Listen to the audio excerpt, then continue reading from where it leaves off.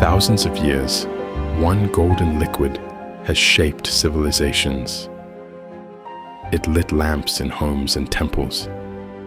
It healed wounds on the battlefield, and in the kitchen, it flavored the daily bread of fishermen, farmers, and emperors. And it fueled trade across the entire Mediterranean world. It was pressed by hand, stored in clay jars sealed with resin, and valued higher than many metals. Ships carried it like treasure. Armies marched on it. Priests poured it in sacred ceremonies. Today, that same liquid is one of the most faked products on Earth. Billions of dollars move through a global market where the bottle on the supermarket shelf often bears little resemblance to what the label claims. This is the story of olive oil, from the ancient grove to the modern bottle, and the long fight over what is real. In the ancient Mediterranean, the harvest began in late autumn, when the fruit had turned from green to deep purple-black, and the days grew shorter. Workers climbed ladders or stood on the ground and either picked the fruit carefully by hand or struck the branches with long, flexible poles. The olives fell onto large nets spread beneath the trees. The method mattered. Gentle handling preserved quality. Rough treatment bruised the fruit and started the clock on oxidation and spoilage. Speed was critical. Once the fruit left the tree, enzymes began to break it down. Bruised or overripe olives produce lower quality oil with higher acidity and a flatter, less vibrant taste. The best oil came from fruit that moved quickly from branch to press. Keep up, we're almost there. The harvested olives were carried in baskets or on the backs of animals to the press, often within hours of picking. First, they were crushed. Large circular stone mills, some of them still visible in archaeological sites across the Mediterranean, were turned by animals or by teams of men. The heavy stones ground the fruit, pits and all, into a thick, oily paste. That paste was then packed into woven baskets or coarse fiber bags. The bags were stacked one on top of another under a heavy wooden beam or early screw press. Pressure was applied slowly and steadily. The liquid that ran out was a cloudy mixture of oil and bitter vegetable water. The mixture was left to settle in large stone vats or clay jars. Over time, the oil rose to the surface and was carefully skimmed off. The remaining water, called amurca by the Romans, was far from waste. It was used as a fertilizer, a pesticide, and even as a finishing agent for floors, tools, and leather. The first pressing produced the finest oil, low in acidity, high in aroma, and prized for the table and for sacred use. Later pressings, sometimes helped along with a little hot water, yielded lower grades that burned in lamps or served lesser purposes. This process, refined over centuries by hard-won experience rather than modern chemistry, remained remarkably consistent from the Bronze Age through the height of the Roman Empire. The tools changed, the principle did not. Olive trees were first cultivated in the eastern Mediterranean more than 6,000 years ago. From the hills of the Levant, the region that today includes Israel, Lebanon, and Syria, the tree and the knowledge of how to press its fruit spread westward along the coasts and trade routes. Phoenician traders carried olives and oil in their ships from port to port. The Greeks made olive oil central to daily life, to athletics, and to ritual. Athletes rubbed it on their bodies before competition. This oil gives us strength for the games. Indeed, the purest from our finest groves. Philosophers praised its virtues. City-states competed over the best groves and the purest oil. The Romans took the olive and industrialized it on a scale never seen before. They planted vast groves across Italy, Spain, North Africa, and southern France.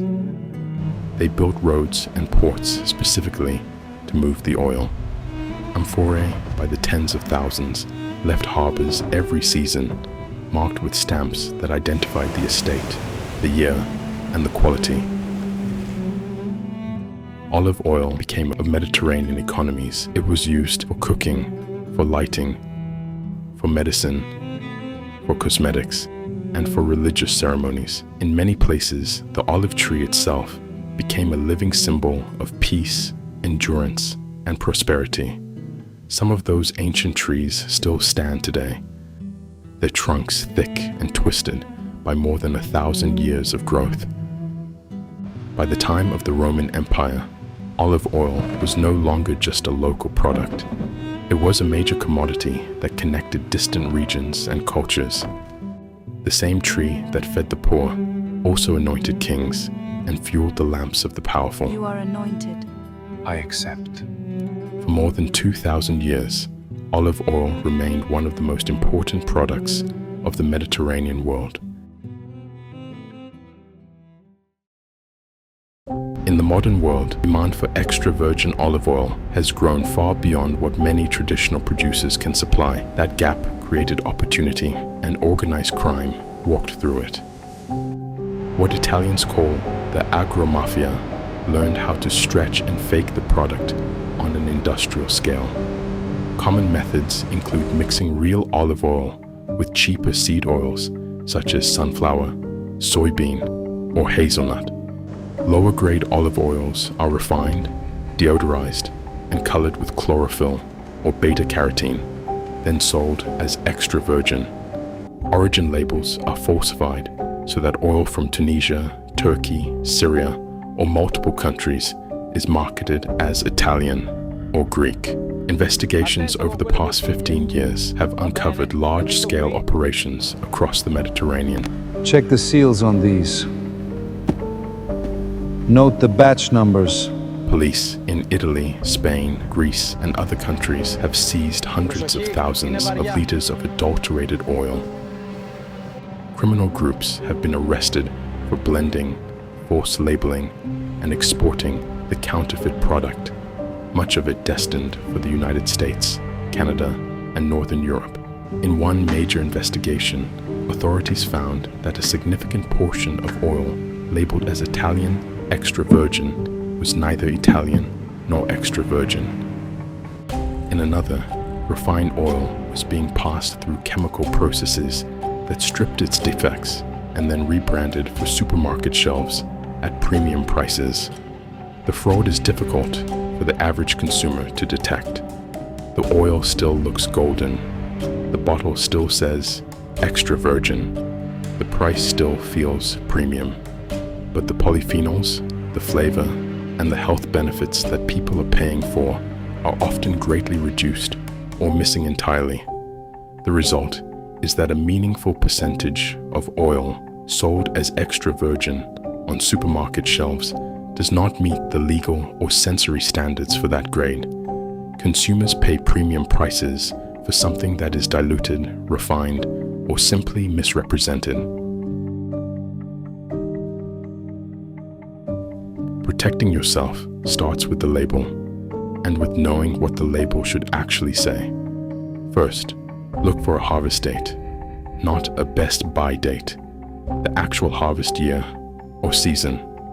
Fresh oil is better. Aim for the most recent harvest available. Olive oil does not improve with age the way wine does. It is at its best when young. Choose dark glass bottles. Light damages olive oil and accelerates rancidity. Clear plastic or clear glass is a warning sign that the producer is not prioritizing the quality of what is inside. Look for a specific place of origin. Product of Italy or product of Spain is weaker than a named region or a single estate. Protected designation of origin, PDO, and protected geographical indication, PGI, seals carry more weight when they appear and are genuine. Avoid vague terms like pure, light, or simply olive oil without the words extra virgin. Those lower grades are often refined and lack the polyphenols and flavor that make high-quality oil valuable. When possible, buy from producers or importers who provide transparency, harvest information, the variety of olive, and results from chemical or sensory testing. Some reputable brands publish the free fatty acid level and peroxide value. Lower numbers are better. Finally, trust your senses. Real extra virgin olive oil should smell fresh, grassy, fruity, or like green tomato, artichoke, or freshly cut grass. It often has a slight bitterness and a peppery finish that catches at the back of the throat. That peppery sensation is a sign of healthy polyphenols. Flat, greasy, or rancid smells are signs of old or poor quality oil. If the oil tastes like nothing much at all, Leaves only a greasy film, no bitterness or peppery kick. without any bitterness or pepper, it is probably not the extra virgin product the label claims. From ancient hands on the branch, to the stone mill turning under the sun, to the first golden pour into clay, through centuries of trade and empire, through modern deception, the real oil still exists. Look for the harvest date. Look for the dark bottle. Look for the truth on the label. Choose carefully.